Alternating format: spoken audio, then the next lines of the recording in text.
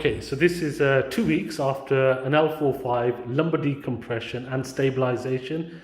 You're in a huge amount of pain, and here you are now. So how does it feel? Any pain in your legs? Not at all. Your posture? Very good. Best it's been in a long time. You seem a lot taller than you were. Let's see you have a walk. Great. And then back the other way.